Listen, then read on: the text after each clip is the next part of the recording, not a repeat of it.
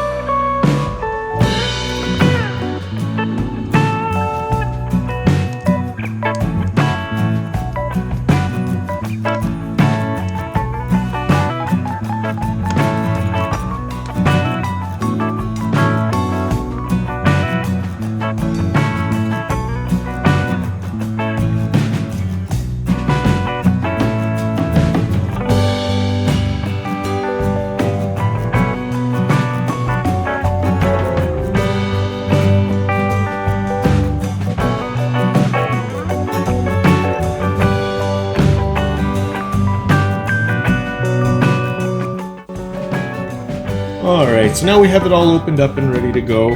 As you can see, I have the throttle bodies blocked off with a little piece of paper towel and elastic. If you happen to drop anything in there, bolt nut, washer, it's going to be certain death for your engine. So it's much easier to keep stuff out of there than it is to dig stuff out of there when you get it in. Plus sand and dust, it just doesn't belong in there. It's not good. Notice how I have the crankcase vent breather blocked off as well, and the fuel line. These are going to be getting removed, so don't really care if they get ever so slightly dirty.